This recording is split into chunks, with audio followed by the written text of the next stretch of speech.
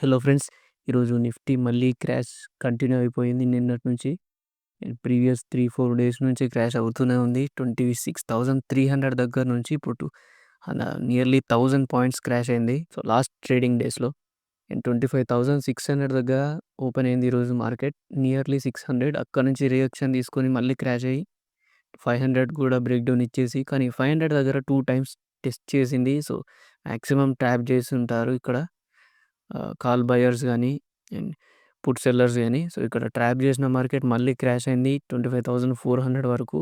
And ఈ crash తర్వాత మళ్ళీ 400 బ్రేక్ డౌన్ ఇచ్చేసింది కదా! ఈ 400 బ్రేక్ డౌన్ తర్వాత కూడా మళ్ళీ స్మాల్ రివర్సల్ వచ్చింది 400 దగ్గర టెస్ట్ చేద్దామని. కానీ అక్కడ కూడా బ్రేక్ డౌన్ ఇచ్చేసింది మార్కెట్. రివర్సల్ అయింది, మంచి ఫాల్ కనబడింది. ఇంకా డైరెక్ట్ ఫాల్ ఇక్కడ నుంచి 2 PM తర్వాత 25,180 వరకు లాస్ట్ వెళ్ళింది. 175. సో, ఈ 175 అంటే నియర్లీ ఒక 400 పాయింట్స్ క్రాష్ ఇది. సో, నియర్లీ 1.5-1.7% క్రాష్ నిఫ్టీలో. లాస్ట్ 353 నెగెటివ్‌లో ఎండ్ అయింది. 353 పాయింట్స్. అండ్ మార్నింగ్ నుంచి సపోర్ట్ లెవెల్స్ అనేవి వీకే ఉన్నాయి. స్ట్రాంగ్‌గా రెసిస్టెన్స్ లెవెల్స్ 25,600, 700, 800 అన్ని రెసిస్టెన్స్ లెవెల్స్ స్ట్రాంగ్‌గా ఫార్మ్ అయ్యాయి.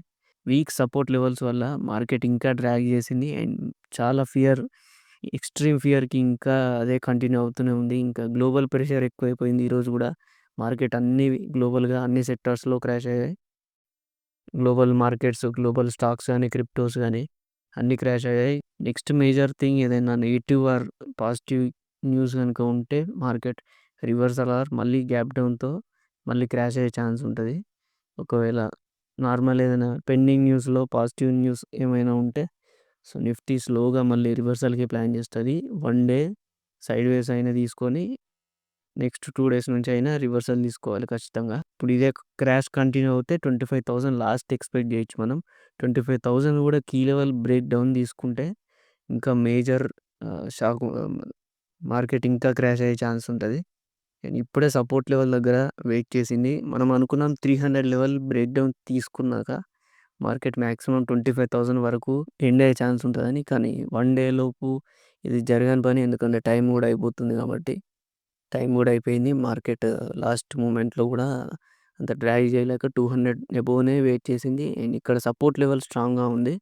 సో, ఇక్కడ ప్రీవియస్ సెషన్స్‌లో కూడా ప్రీవియస్ ట్రేడింగ్ డేస్‌లో చూసుకోవచ్చు. సెప్టెంబర్ అండ్ అక్టోబర్ మంత్‌లో స్ట్రాంగ్ సపోర్ట్ జోన్ ఉంది అక్కడ 25,200 అబోవ్. సో, ఇక్కడ సస్టైన్ అయింది కాబట్టి మాక్సిమం రేపు గ్యాప్ డౌన్ తీసుకుంటే మళ్ళీ క్రాష్ ఎక్స్‌పెక్ట్ చేయొచ్చు 25,000 వరకు. 25,000 కూడా బ్రేక్ డౌన్ తీసుకొని 24,800 వస్తే మార్కెట్ ఇంకా మేజర్ న్యూస్‌తో ఇంపాక్ట్ అయ్యే ఛాన్స్ ఉంటది. ఆర్ ఎల్స్ ఇక్కడ నుంచి ఒకవేళ ఫ్లాట్ ఓపెన్ అయినా అని స్మాల్ రివర్సల్ వచ్చే ఛాన్స్ ఉంటది 25,400 వరకు. ఒకవేళ మంచి పాజిటివ్ న్యూస్ వస్తే మాత్రం 25,600 వరకు ఎక్స్‌పెక్ట్ చేయొచ్చు 1 డే మొమెంటమ్.